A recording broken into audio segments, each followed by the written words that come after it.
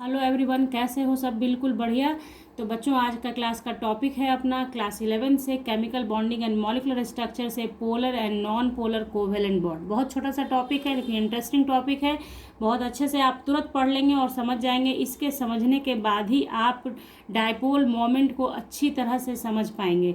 Dipole moment पढ़ने के लिए पहले पोलर और नॉन पोलर का नॉलेज आपको होना चाहिए, देन आफ्टर आपको डायपोल मोमेंट पढ़ सकते हैं। ठीक है, तो सबसे पहले हम लोग समझेंगे आज के वीडियो में कि पोलर नॉन पोलर बॉन्ड कब बनता है, कैसा होता है, किस तरह का इसका फीचर्स होता है, क्या कोई भी बॉन्ड जो होता है वो पूरी तरह से प्योरली कोवेलेंट हो सकता है, प्योरली आयोनिक हो सकता है। ये सारी बातें डिटेल में हम लोग जानेंगे। तो वीडियो में बने रहना है, आपको अंत तक पूरा देखना है और अच्छी लगे तो लाइक भी करना है, अपने दोस्तों को शेयर कर लेना है, साथ ही साथ चैनल को सब्सक्राइब करना है विथ बेल आइकन। ओके, तो चलिए स्टार्ट करते हैं अपना क्लास। और सबसे पहले जानते हैं कि नॉन पोलर कोवेलेंट बॉन्ड होता क्या है। तो सबसे पहली बात, कोवेलेंट बॉन्ड आप लेविस ऑक्टेट रूल से जानते हैं कि कोवेलेंट बॉन्ड कब बनता है, जब शेयरिंग ऑफ इलेक्ट्रॉन होता है। दो एटम्स के बीच जब शेयरिंग ऑफ इलेक्ट्रॉन होता है टू कंप्लीट देयर ऑक्टेट और डुएट, है ना, तो वो क्या कहलाता है? कोवेलेंट बॉन्ड कहलाता है। तो यहाँ पे क्या है, पोलर नॉन पोलर का एक खासियत होगा कि बॉन्ड वो कोवेलेंट ही रहेगा, यानी शेयरिंग से ही बनेगा। बॉन्ड बनेगा शेयरिंग से ही, लेकिन होगा क्या हमारा, उसमें पोलैरिटी होगी या नहीं होगी वो देखते हैं। तो सबसे पहली बात आप जानिए ये चीज़ कि कोई भी बॉन्ड प्योरली कोवेलेंट नहीं होता है या प्योरली आयोनिक नहीं होता है। परसेंटेज कैरेक्टर जिसका ज़्यादा होता है बॉन्ड को उसी से डिफाइन किया जाता है। यानी कहने का अर्थ हुआ किसी बॉन्ड में अगर कोवेलेंट बॉन्ड का कैरेक्टर ज़्यादा है, यानी परसेंटेज ऑफ कोवेलेंसी ज़्यादा है, तो उसे कोवेलेंट बॉन्ड कहते हैं। यानी परसेंटेज ऑफ आयोनिक बॉन्ड अगर ज़्यादा है तो उसे आयोनिक कंपाउंड कहते हैं, आयोनिक बॉन्ड कहते हैं। ठीक है, तो आप कह सकते हैं कि ये जो चीज़ अभी आपको पढ़ाया जा रहा है ये कोवेलेंट और आयोनिक के बीच का स्टेज होगा। तो सबसे पहले जानिए नॉन पोलर बॉन्ड। तो पोलर मतलब जैसे ही आप पोलर बोलते हैं ना, तो पोल का मतलब निकलता है पोल्स, निगेटिव पोल, पॉजिटिव पोल। साइंस के अंदर बिजली का खंभा भी पोल कहते हैं, वो पोल नहीं। यहाँ पे क्या है, हम लोग जानेंगे क्या कि पोलर पोल्स मतलब नॉर्थ पोल साउथ पोल बोलते हैं ना, जैसे उसी तरीके से अपने साइंस में क्या होता है, पॉजिटिव पोल, निगेटिव पोल, उस तरीके से। तो नॉन पोलर कोवेलेंट बॉन्ड क्या हुआ हमारा, जब कोवेलेंट बॉन्ड सिमिलर एटम के बीच बनेगा। Covalent bond form between similar atom, यानी सेम टू सेम एटम्स के बीच बनता है, तो उसके बीच क्या होता है, इलेक्ट्रॉन का जो शेयरिंग होता है इक्वली शेयर्ड होते हैं। यानी दोनों ही एटम जो इलेक्ट्रॉन देता है, शेयरिंग करता है, उसका इलेक्ट्रॉन क्या होता है, इक्वली शेयर्ड होता है। यानी किसी के तरफ ना ज़्यादा जाता है ना किसी के तरफ कम रहता है, जिसके कारण उसमें कोई भी पोलैरिटी, किसी तरह का पोल डेवलप नहीं होता है। यानी ना निगेटिव पोल होता है ना पॉजिटिव पोल होता है। तो ऐसे बॉन्ड को कहते हैं नॉन पोलर कोवेलेंट बॉन्ड, और ऐसे मॉलिक्यूल को बोलते हैं नॉन पोलर मॉलिक्यूल, यानी उसमें पोलैरिटी नहीं होता है। तो इसकी खासियत क्या क्या हुई कि दो सिमिलर एटम के बीच बनेगा। ठीक है, दो सिमिलर एटम्स के बीच बना तो आपका क्या होगा, नॉन पोलर होगा। दूसरी बात कि शेयर्ड इलेक्ट्रॉन जो होता है इक्वली शेयर्ड होता है। बात आ रही समझ में आपके?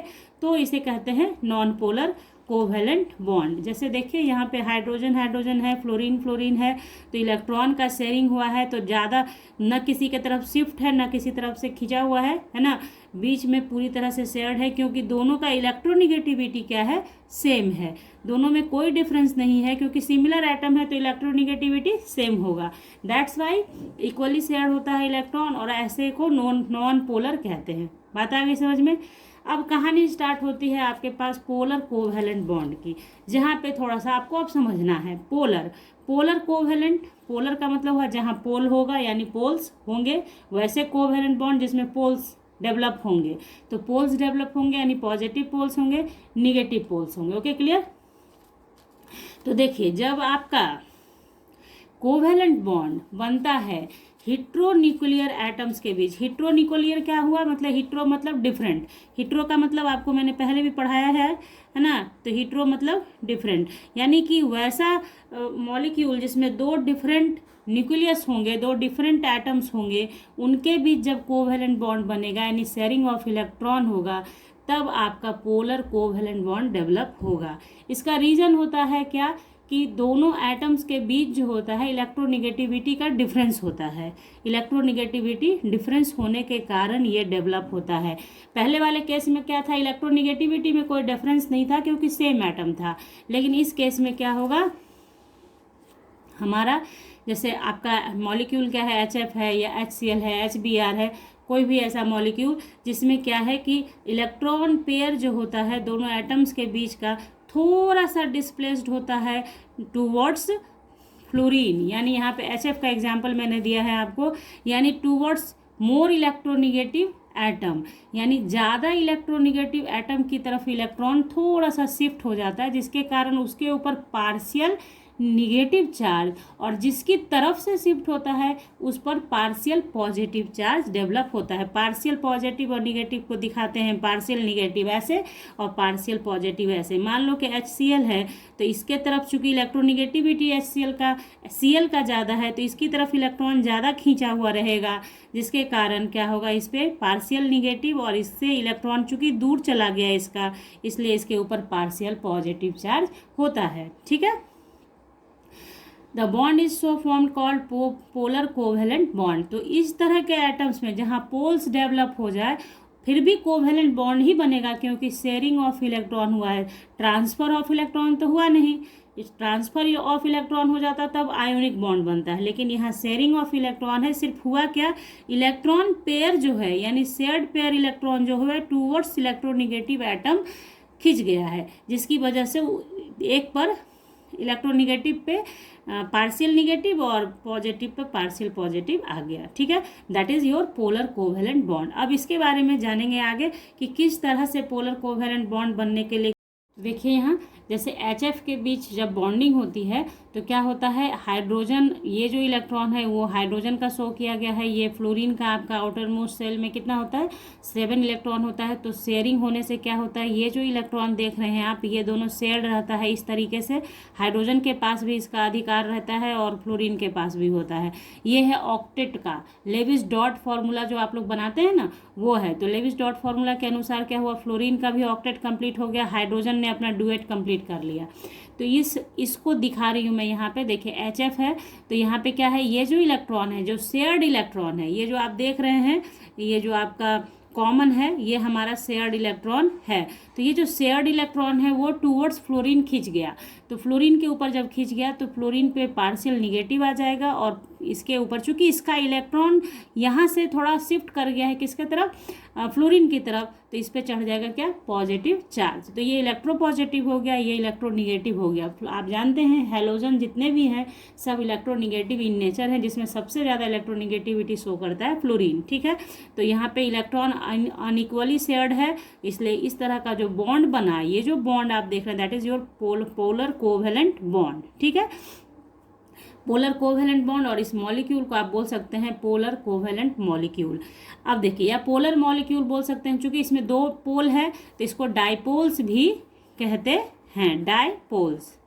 ठीक है, डाइपोल्स, जिसमें 2 पोल हैं उसको डाइपोल्स कहेंगे, 3 पोल्स होगा तो ट्राइपोल्स हो जाएगा, लेकिन हम लोगों को पढ़ना है डाइपोल्स। ओके, नाउ इसके आगे हम लोग देखते हैं कि सबसे पहली बात कि मैंने आपको अभी क्या कहा कि ये जो देख रहे हैं आप पोलर कोवैलेंट बॉन्ड, ये थोड़ा थोड़ा आयोनिक कैरेक्टर जैसा दिख रहा है, क्योंकि आयोनिक वाले में क्या होता है, जैसे NaCl बनाते हैं हम लोग तो Cl पे कंप्लीट निगेटिव और Na पर कंप्लीट पॉजिटिव हो जाता है।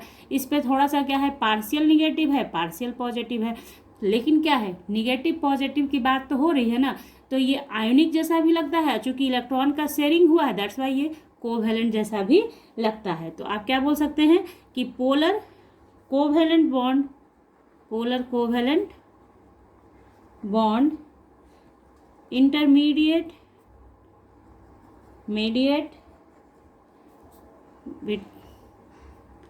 Between non-polar bonds and pure ionic।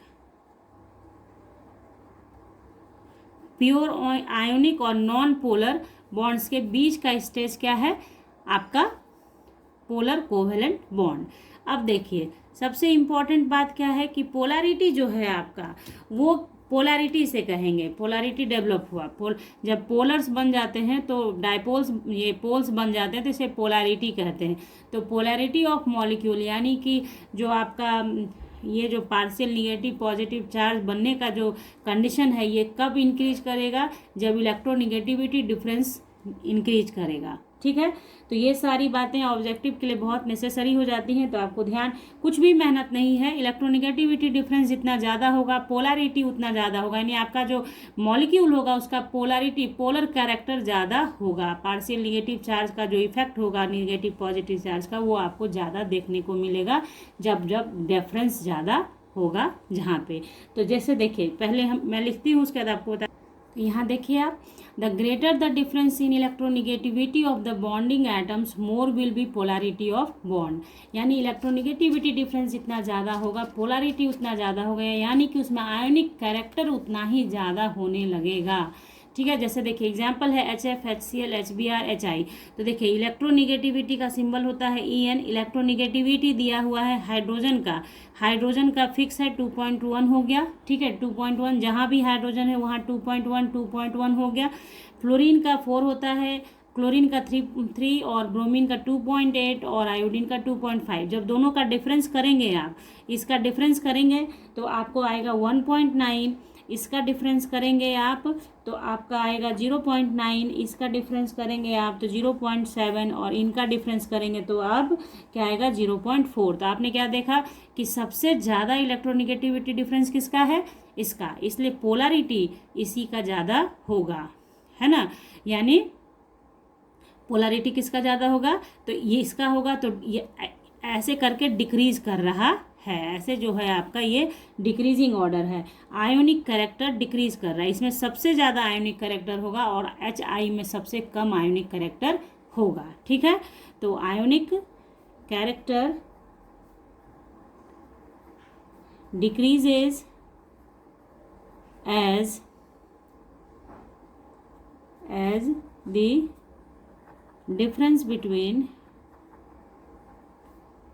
difference in electronegativity decreases।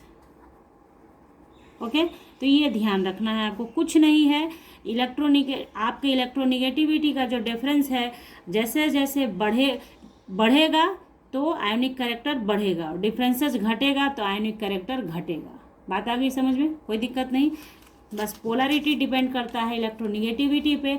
अगर इलेक्ट्रोनिगेटिविटी ज़्यादा है, डिफरेंसेस इन निगेटिविटी ज़्यादा है तो वो पोलैरिटी भी ज़्यादा शो करेगा, जो कि आपको डायपोल मोमेंट के समय बहुत यूजफुल होने वाला है, इसलिए ध्यान से समझिए। इसके जस्ट बाद मैं आपको डायपोल मोमेंट पढ़ाऊँगी, इसलिए आज मैंने आपको पहले ये पढ़ाया ताकि ये एक बारी आप अच्छे से समझ जाएंगे तो डायपोल मोमेंट पढ़ना आपके लिए आसान हो जाएगा और मुझे भी लगेगा कि मैंने आपको बेसिक दे रखा है तो वो पढ़ाना है। ठीक है, ये हुआ। अब देखिए एक चीज़ क्या है कि जो भी आपका पोलर कोवेलेंट बॉन्ड है, मैंने कहा कि उसमें certain percentage of ionic character होगा। पोलर कोवेलेंट बॉन्ड है तो उसमें आयोनिक कैरेक्टर होगा, तो उस परसेंटेज ऑफ आयोनिक कैरेक्टर को कैसे निकाला जाए कि कितना गिवन मॉलिक्यूल में आयोनिक कैरेक्टर कितना है, इसको निकालने के लिए भी फॉर्मूला होता है जो हम लोग अभी देखेंगे। तो देखिए every polar covalent bond has certain percentage of ionic character. ठीक है, every polar covalent bond has certain percentage of ionic character which is increases with increasing differences in electronegativity of bonded atoms. तो कहने का अर्थ है कि जैसे जैसे bonded atoms के बीच का इलेक्ट्रोनिगेटिविटी डिफरेंस बढ़ता है, आयोनिक कैरेक्टर बढ़ता जाता है, तो उस परसेंटेज को आखिर निकाला कैसे जाए, उसके लिए यहाँ पे मान लेते हैं कि AB जो है कोवेलेंट बॉन्ड है, A और B के बीच कोवेलेंट बॉन्ड बना हुआ है, तो percentage of ionic character and electronegativity difference between A and B है ना आर रिलेटेड बाय हैनी एंड स्मिथ इक्वेशन। ठीक है, तो हैनी और स्मिथ इक्वेशन दिया गया है, ये दोनों केमिस्ट हैं, इन्होंने एक इक्वेशन दिया है जिसके माध्यम से आप निकाल सकते हैं कि आपका percentage of ionic character given molecule में कितना है। तो उस फॉर्मूले को देखते हैं और एक एग्जाम्पल भी हम लोग सॉल्व कर लेंगे। ये देखिए फॉर्मूला है परसेंटेज ऑफ आयोनिक कैरेक्टर निकालने का, है ना, जो अभी मैंने बताया आपको। परसेंटेज ऑफ आयोनिक कैरेक्टर निकालते हैं 16XA minus XB plus 3.5XA minus XB का होल स्क्वायर। ये फॉर्मूला आपको याद रखना पड़ेगा, याद रखिएगा, ठीक है। इसी से आप परसेंटेज ऑफ आयोनिक कैरेक्टर निकाल सकते हैं। ये किसके द्वारा दिया गया है? हैनी एंड स्मिथ के थ्रू दिया गया है। इससे हम लोग काम करते हैं, जहाँ वेयर आपका क्या है, XA एंड XB क्या है, differences in electronegativity, differences in electronegativity of atom A and B। या आप ऐसे कर सकते हैं XA and XB the electronegativity of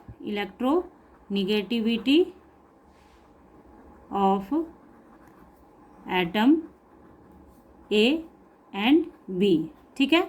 तो इसी तरीके से आपको एग्जाम्पल दिया रहेगा और आपको सॉल्व करना होगा। तो कैसे आप बनाएंगे उसके लिए एक एग्जाम्पल हम लोग देख लेते हैं फटाक से, है ना। तो देखिए calculate the percentage of ionic character in CaCl caesium chloride bond in CaCl molecule. The electronegativity values of CS and Cl are 0.7, यानी CS का दे रखा है 0.7 एंड 3.0 क्लोरीन का दे रखा है रेस्पेक्टिवली। तो आपको percentage of ionic character in this molecule निकालना है। तो सबसे पहला काम, जैसे मैं यहाँ पे क्या है फॉर्मूले में, देखिए यहाँ फॉर्मूला आपके सामने है XA माइनस XB। तो यहाँ पे हमारा क्या हो जाएगा, आप XCl माइनस XCS करेंगे, C कैपिटल लिखना है, सीजियम है। देखिए यहाँ पे तो तो देखिए यहाँ पे XCl कितना दिया है, इलेक्ट्रोनिगेटिविटी ऑफ क्लोरीन कितना दे रखा है 3.0 माइनस CS का कितना दे रखा है 0.7, माइनस कर लीजिए पहले ही, तो 2.3 आपका आएगा। इलेक्ट्रोनिगेटिविटी डिफरेंस कितना आया 2.3, और ये XCl क्या हुआ, electronegativity of chlorine, electronegativity of CS, ठीक है, ये हुआ। हाँ चलिए देखिए इसको आप फॉर्मूले में लिखते हैं हम लोग। आप एक चीज़ कर सकते हैं, यहाँ पे जो मैंने लिखा है ना XA एंड XB, तो इसको आप XA नहीं तो ये माइनस कर दोगे तब ये सेंटेंस सही जाएगा आपका, XA minus XB differences in electronegativity of A and B, ठीक है। नहीं तो फिर आपको लिखना पड़ता कि XA equal to electronegativity of A और XB electronegativity of B, okay.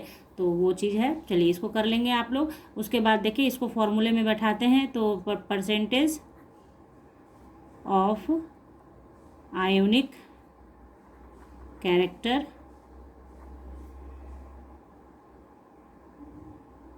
In CaCl निकालेंगे हम लोग। तो 16 देखिए XCl माइनस XCS हो गया प्लस 3.5, तो देखिए XCl XCS, ठीक है, और का स्क्वायर, ये हो गया आपका फॉर्मूले के अकॉर्डिंग। और उसके बाद आप इसको सॉल्व कर लीजिए, आपको सॉल्व कर लीजिए, खुद से भी कर सकते हैं आप। यहाँ पे हम लोगों ने ये निकाल के रखा हुआ है, तो 2.3 हो गया प्लस 3.5 इंटू 2.3 का होल स्क्वायर हो गया।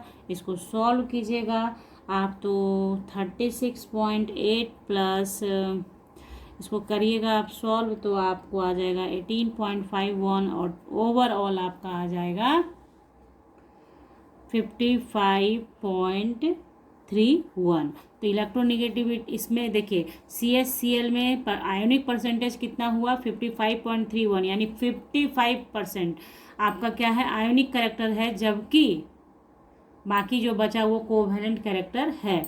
तो कहने का अर्थ ये हुआ कि CaCl जो हुआ इसमें आयोनिक कैरेक्टर ज़्यादा है, यानी पोलैरिटी है इसके अंदर, यानी जो आपका CS और Cl के बीच का देख ही रहे हैं आप, इलेक्ट्रोनिगेटिविटी डिफरेंस बहुत ज़्यादा है, इसका 0.7 है और इसका 3 है, जिसकी वजह से इलेक्ट्रॉन जो है क्लोरीन की तरफ, जैसे ऐसे सपोज करें आप, जैसे ये बनाए तो देखिए CH Cl के बीच का जो इलेक्ट्रॉन है वो इलेक्ट्रॉन थोड़ा क्लोरीन की तरफ ज़्यादा शिफ्ट होगा, और चूँकि क्लोरीन और CH के बीच का इलेक्ट्रोनेगेटिविटी डिफरेंस बहुत ज़्यादा है, इसलिए आयोनिक कैरेक्टर इसमें थोड़ा ज़्यादा पाया जाएगा। जैसे जैसे आप डिफरेंसेस ज़्यादा होता चला जाएगा, आयोनिक कैरेक्टर भी उतना ही ज़्यादा होता चला जाएगा। और इलेक्ट्रोनिगेटिविटी आप जानते हैं कि जो बॉन्डेड पेयर इलेक्ट्रॉन होता है उसको इटसेल्फ अपनी तरफ टूवर्ड्स इटसेल्फ खींचने की टेंडेंसी को क्या कहते हैं, electronegativity of that element that atom कहते हैं। ठीक है, तो ये हम लोगों ने जान लिया। तो इस तरह से आज आप लोगों ने सीख लिया कि पोलरिटी नॉन पोलरिटी क्या होता है, पोलर अगर होता है तो उसमें परसेंटेज ऑफ आयोनिक कैरेक्टर कैसे निकाल सकते हैं। अब यहीं से कहानी शुरू हो जाती है कि HCl मान लिए कि बना, तो यहाँ पे मैंने कहा कि इस पे माइनस प्लस हो जाता है, तो इसी चीज़ को इस तरह से भी दिखाया जाता है। तो ये ऐसे रहता है और आपको इस तरीके से दिखाया जाता है। ये जो देख रहे हैं आप, यही है डायपोल मोमेंट। और ये इतना आसान नहीं है, इतना कहानी नहीं बनेगा, इसमें बहुत नंबर ऑफ क्वेश्चंस आने की संभावना होती है, बहुत सारा थ्योरी होता है। तो आपको फटाक से इतना पढ़ के रखिए आप लोग, अगले क्लास के लिए तैयार रहिए कि जैसे ही आपको डायपोल मोमेंट पढ़ाया जाए तो उस समय आप समझ पाएँ कि पोलर मॉलिक्यूल में ही डायपोल मोमेंट होता है, क्योंकि जो नॉन पोलर मॉलिक्यूल होगा उसका डायपोल मोमेंट 0 होता है। तो ये सारी बातें जब उस समय बोली जाएंगी तो आपके समझ में घुसेगा कि हाँ क्या क्या ये सब नॉन पोलर पोलर क्या होता है, समझ में आपके आए रहेगा। ठीक है, तो अगर वीडियो अच्छी लगी हो तो लाइक कर लीजिए, शेयर कर लीजिए। मिलते हैं नेक्स्ट क्लास में डायपोल मोमेंट के साथ, तब तक के लिए bye, thank you, take care, have a nice day.